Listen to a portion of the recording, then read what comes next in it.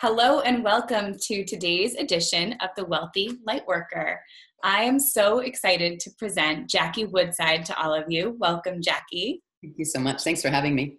Yes, it's such an honor. So Jackie's amazing. She has over 25 years experience, both as a coach as well as a licensed psychotherapist. And she's the author of 3 bestsellers, including Money Vibe, Your Financial Freedom Formula. And she's the founder of the Vibe Method for Conscious Living. So, wow. I love it. That's what we're going to talk about. I'm so excited. Yeah, thanks. All right, before we jump in, Jackie, let's go ahead and take a nice deep breath together. Okay, so now that we are here in this moment, let's get started with your story. And we were talking a little bit before we hopped on the call that for you, being a quote unquote light worker was not such a conscious thing as something that you've kind of come to realize that you are. Yeah. So let's talk a little bit about that. Yeah, no, it's a great question. Here. Yeah, I don't know that I would have put that on my business card, Jackie Woodside. Hi, I'm a light worker.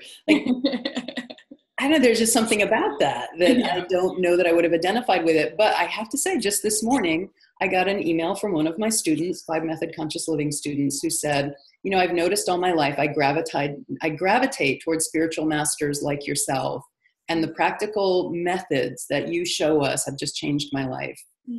And what I got, which was lovely to hear, thank you to the person, right? But what I got tripped up with, she's like, I gravitate towards spiritual masters like you. And I was like, who was she sending this to? Right? Who is she sending this to? So I guess I have the same feeling about light worker. Am I a light worker? So, but then I guess, yeah, that's really what my whole thing is about, is people being their highest self, their God self, their most on fire, lit up, I call it being your God self on earth. Mm-hmm. And if someone is going to walk around using God as a verb, I guess you could call that a light worker. There you go. So yeah, you've got to be out Godding on earth. Godding on earth. God all over the place. Exactly, right? I love that. And your cat went in. I know, sorry.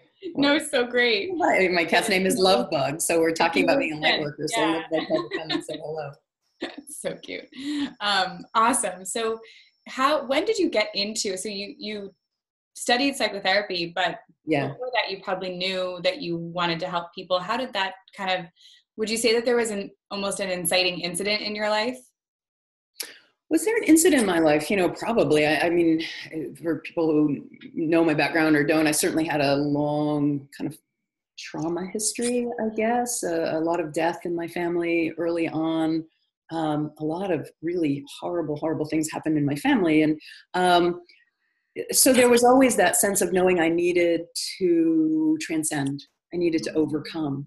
And yeah, as a very young person in my high school yearbook, where people write all of my messages were like, oh, you're such a dear Abby, and what would we do without you? And, you've been the one to really help us and guide us. And even as a young kid, I would say your wisdom, people would say your wisdom. I was a spiritual teacher as a high school student, where I was on a youth council at my church. So yeah, it's really been my whole life. And I love the shift that I made from being a psychotherapist to being more of an empowerment teacher, light worker, to use your word, because I really got that I was in a place in my life that I needed to have a different conversation. A conversation about divinity, a conversation about empowerment, and not about staying in the same stories or the same patterns. So it's been a lovely, lovely journey. I love being a therapist. I love being a coach and an empowerment teacher and teaching these principles. And with that, I think one of the other really interesting questions for me as the interviewer and also the audience is, what was your relationship to money through this process? Has it always kind of been natural? Has it always kind of flowed to you, or how has that developed?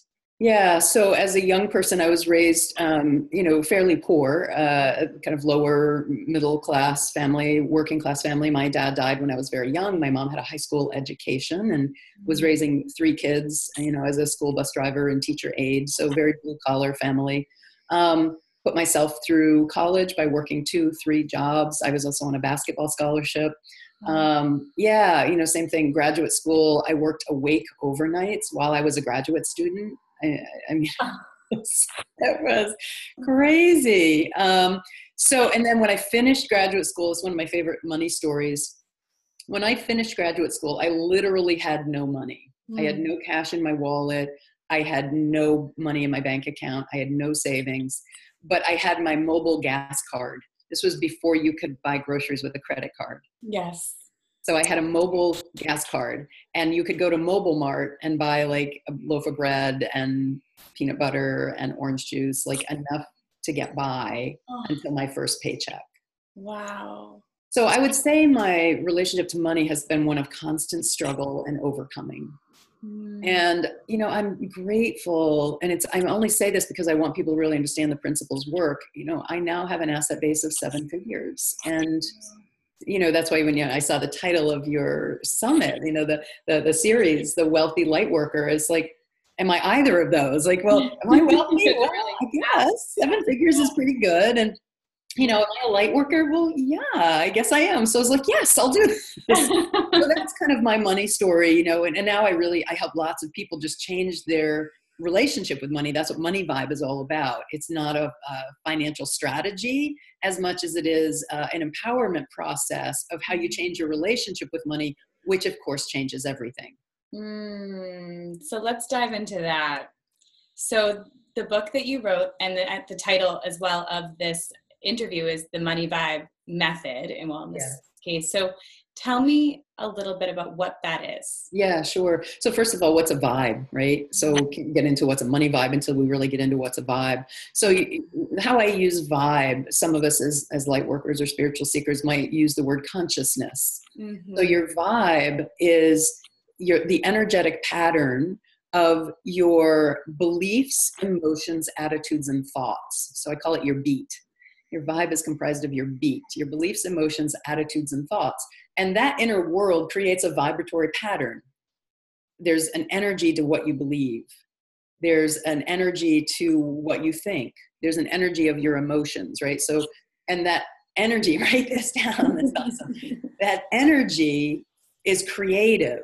So when you are in a low vibe state, low consciousness state, it's contracted energy. It's more difficult for the universe to just come bringing your good to you. And when I say contracted energy, what I mean is you're in lack belief.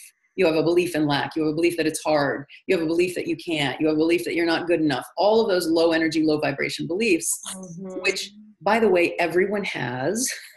Yes. But when you're run by them and when they're unconscious, it creates this very difficult energy around you. We use the phrase all the time, like, oh yeah, I really like her vibe. Or, maybe you meet someone and you're just like, I'm not too sure about him or her. I'm not sure I like their vibe. Right? We use that all the time. But what is that? Science is telling us that what that is the energetic pattern that gets created by your inner world of belief, emotion, attitudes, and thoughts. So that's your vibe. And then so we have a vibe about everything. Right? We could do the fitness vibe summit, and we would talk about our bodies and health and wellness. So we have a vibe about that. We have a vibe about relationships. We have a vibe about money. My last book, as you know, Calming the Chaos. It's our consciousness about time. So we have a vibe about everything, and the sum total of our vibe about everything creates who we are in consciousness, who we are as our vibe. So your money vibe is just your beliefs, emotions, attitudes, and thoughts about money. And you say to most people, like, hey, how's your relationship with money? And what do you get? Like, it's a huge stress point for people, and it doesn't have to be. So I say in the Money Vibe book that it's your path to financial freedom, parentheses, whether you have money or not. Because I define financial freedom as never having to worry about money, whether you have any or not. It's a fundamental belief in an abundant universe, in a prosperous universe, and in a benevolent universe. That life is always unfolding for your good. If you believe that, I don't care what's in your bank account. I remember those days of having absolutely no money. And like, here I am. Look, I'm fine. The universe was working for my good, even then. Yes, even when you didn't know or couldn't trust it then. I had no idea what it was going to turn out. It's so funny, even then, when I had no money, I was like really worried, how am I going to pay my rent? I got a $500 check from my uncle in the mail as a graduation gift. because I just completed my master's program. That paid my rent. Oh, that's amazing. Isn't that great? So see, the universe is always just stepping up and working for you. But when you're in that energy, that contracted energy of disbelief and fear, you don't see it, and your good doesn't come to you. No, wow. That's such a great story that you got just what you needed. Exactly. Oh, I have 1,000 of those stories. You'd have to do 10 summits for me to tell you all of those. Because when you really just live and believe in that flow, it's extraordinary. Yeah. Mm-hmm. Mm-hmm. And I love that. And I think it's so important to paint that picture for people because it seems so far outside of reality to those of us who maybe have been stuck in that place of lack. And it's a beautiful place to be when you can shift and it shows up again and again and again. Yeah, absolutely. And it does show up again and again and again. And it's really, it's believing and expecting that. It's like my baby. What a love. I know, this is lovely. I know, it's crazy. I'm sorry to like anybody who's not a cat person. So not what like cats typically do. Like this is a very unique cat. And this is my son named my cat Lovebug. So here we go. So say hi to Lovebug. Anyway, so speaking of my son, it's another great story. When my spouse and I decided we were going to have children, and we ended up deciding to do international adoption. We're like, wow, how are we going to afford that? It's a $25,000, $30,000 process, and we didn't have the money for it at all. And we said, well, let's just move forward. You're going to always be given by something. You're going to be given by faith, or are you going to be given by fear? And we felt that calling. We felt that sense of this is ours to do and do this process. Right at the same time that we were matched with our son, I had an opportunity for a real estate business venture with someone in another state, that over the course of my adoption process, I made everything that we needed for the adoption, including being able to go see him 5 times, 5 international flights to Guatemala, hotel and everything. We had no debt during that whole time that we adopted my son. And it was all in seeing the possibility, moving forward in faith rather than fear, and trusting that the universe would provide, that the net would appear. And it was an extraordinary experience. Oh, that's so beautiful. How old is it now? I loved it. So that's it. Raise your vibe, and operate in faith. And then of course, every once in a while, how do you do that? Do you want to ask me that question? I do indeed want to ask you that that's question. What people say, like, okay, I get that, but how do I do that? And it really, the thing is, it's really simple, but it's not easy. Mm-hmm. And I think people think, well, I did that. But the problem is they stopped. Yes. So how you do it is you identify where, your lower vibe is operating. You see those lower vibe thoughts, you see those lower vibe fears. And instead of relating to them as the way it is, or as the truth, you just identify like, oh, that's a low vibe thought. I've had that one for a long time. And then you disempower it. Is that what I want? Is that true? Is that where I'm going in my life? Is that the truth of who I am as a divine being that's one with all of the energy of the universe? Yeah. In the realm of anything that's possible, is that what I want to focus on? Yeah, baby. And it's like, yeah, no, this is not what I want to focus on. Your higher self immediately can step up, and then you just transform it. Like, oh no, really what's possible is anything is possible. So, and I teach people that. And one of my students once, emailed me like, can I talk? I've got this thing going on. And I was like, okay, so we get on the phone. And I said, so did you do the process? And he's like, yeah, I did it. I said, well, what happened? He said, no, it was great. I was really able to turn it around. I said, then what? He said, it came back. I said, no kidding. Of course it's going to come back because it's embedded in our humanity, number one, and it's embedded in your neurology, number 2. So the thing is, you've got to do that. And then, you know what? You have to do that. And then you have to do that. And you have to do it. And you have to do it. And you have to do it. And then you take the actions, even though you're afraid. Like the action to, start the blog, the action to write the book, the action to submit for that speaker engagement, whatever it is, you've actually got to do the action rather than wishing you did.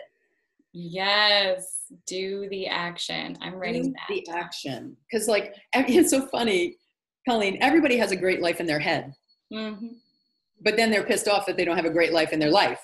The difference between a great life in your head and a great life in your life is action. It's action. It's action. It's so true. And you're right. It is so simple, but it isn't always easy. It's not easy. And right.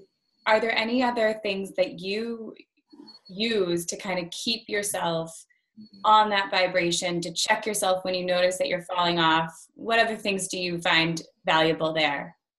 It's, again, they're very simple things. You know, meditation is critical. You know, if you are not engaging, if you're not quieting the busyness of your day-to-day mind, it's almost like, I believe you can't transcend. In order to transcend the busyness of the day-to-day mind, you have to spend that time. For me, it's 20 minutes twice a day, you know, engaged in mantra meditation, to go into the field of pure potentiality, to maintain that clarity, to get those insights.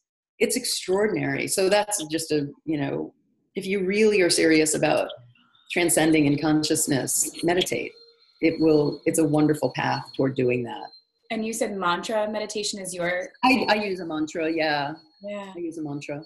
Yeah, so what mantras do you find are most valuable for you, especially around money? Yeah, what I do when I'm teaching this for people is I have people, I do a guided meditation for people to find their own mantra. So it really, and it's very simple. You know, you just quiet your mind, you go within. I invite people to see their higher transcendent self, meeting them, their higher self, their wiser guide, who's always there. Maybe it's a feeling, maybe it's a image that you have. And then, you know, just in a warm embrace, it doesn't have to be a physical embrace, but embracing that space, you know, and trusting, just asking your higher self, asking your guide, like, so what is it? What word, what phrase, what sound will guide me in my meditation? What's the most powerful word, phrase, or sound that I can use? I have never, ever, ever had a student come out like, oh yeah, I got nothing. You know, you will be guided to the right word or phrase for yourself. Sometimes it's believe. Yeah. Sometimes it's truth. You know, there are different things that come to people, but you will get your own direction and guidance for that. I love that. That's really powerful. And hopefully people listening received maybe their own mantra in that moment. Mine was actually, I don't know why, but I got be bright. Be bright. Oh. That's what I got. So well, you're a light worker. Go be bright. So go be bright, right? And go be bright, yeah. But imagine that now in meditation, right? You know, on every breath, be bright. Be bright. And you meditate on that. You allow that to infuse your consciousness and infuse your being. It will guide you in new ways that it's extraordinary. It is. Thank you so much for sharing that with us. That's such a beautiful tip. And I love that it's personalized, because everyone's got different things that they're meant to do and feel. So we talked about, you know, so a little bit about how we get there now. And you said that financial freedom for you is to not have to worry about money, even if you don't have it. Yeah, whether you have money or not, right? Whether you have money or not. So what does that look like for someone that maybe right now has no money? Yeah. And is sitting here going, okay, that's great. If I could actually, you know, like you were that student, you know, what would you say to that person right now? Yeah. You know, first of all, you know, I just want to say I have tons of empathy and compassion for you. I've been there. It's not comfortable. It's not fun. And it's not your birthright. So, you know, allow yourself to just know that this is not what you were born for, and step away from that sense of lack. So that's number one. Just don't own that that's your condition, that has to be that way, you know. And then number two, I would say, get really clear on what your money vibe is. What do you believe about money? And then start noticing that there's abundance around you in the universe everywhere. There's so many ways to make money.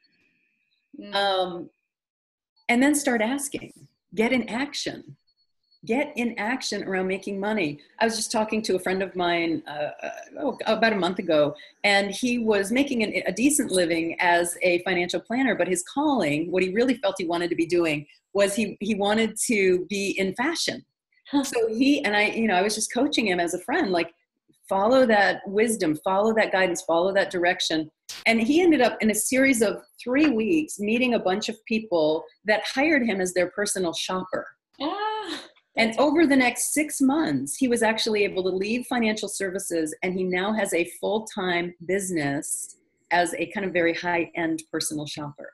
wow. Wow. So it's amazing how things can unfold once you A, have the faith and belief that it can, and then B, are willing to take action. So I don't know what the actions are for that person right now who maybe doesn't have anything and doesn't have any money. It can be, telling people what you're good at. It can be asking for help. In the book, the Money Vibe book, one of the things when you purchase it, go to the website, put in the receipt number, and you get a free download, bonus content. And one of them is something like, 50 different ways of making money.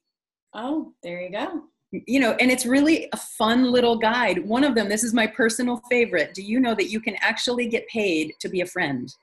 Oh. There is a website called Rent a Friend. Oh, that's great. And where you can actually, like an Uber driver, only for friendship.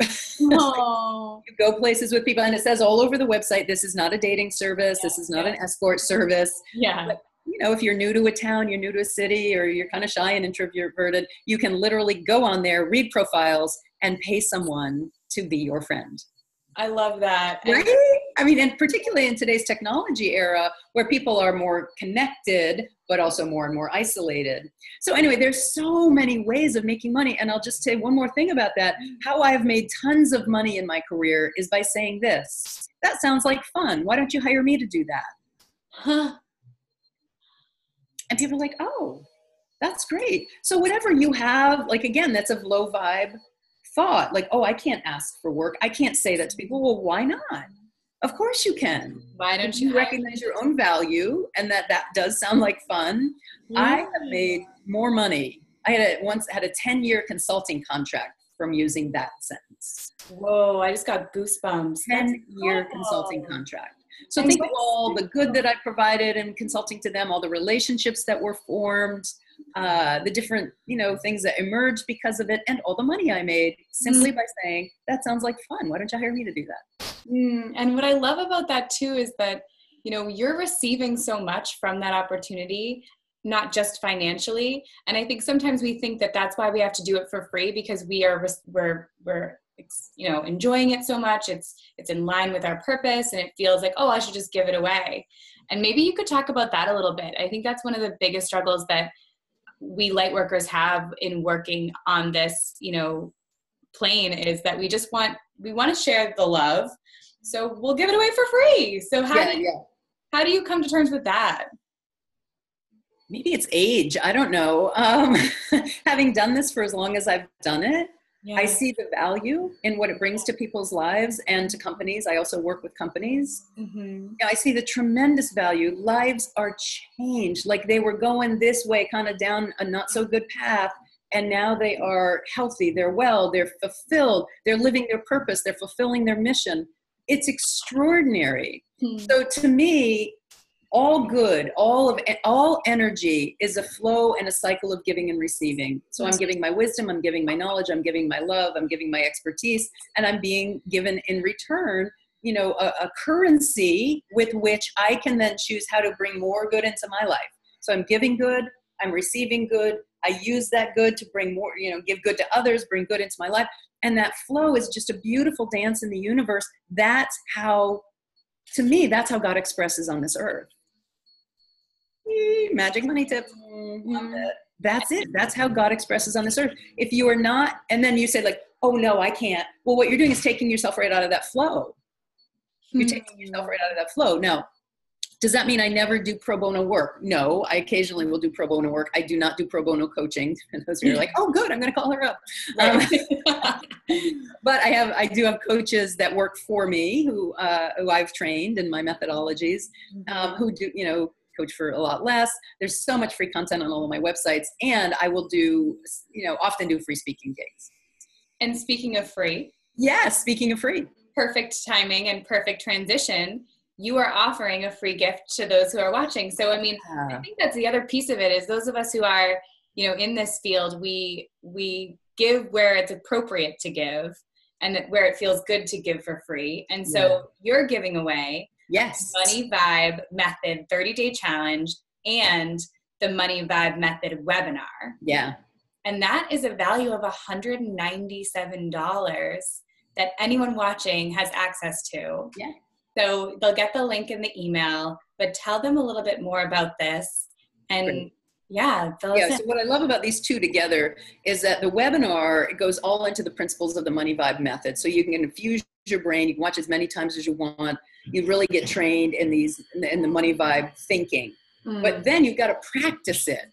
So I created the 30-day Money Vibe challenge so that every day for 30 days, you get an affirmation, an intention, and an action in your email inbox to guide you through 30 days of raising your money vibe by confronting your limiting beliefs, confronting your limited thinking, and your emotions about money. And you have to do an action every day for 30 days. So the first thing you do is set an intention of how much unexpected income you want to bring into your life. And then you engage in the 30-day Money Vibe challenge. So I would suggest people watch the webinar first, infuse your brain with the Money Vibe thinking, then sign up, do the 30-day Money Vibe challenge, get yourself into it. And, there's just so much fun to do that. And so much value, pun intended, for them as well, and thank you so much for sharing that with them and with all of us who are watching. Jackie, this was amazing. I have so many notes, so many things that I know I can incorporate into my day-to-day life. I'm going to go be bright thanks to that conversation. Oh, I love it. And hopefully those of you watching received your mantra that you can kind of focus on.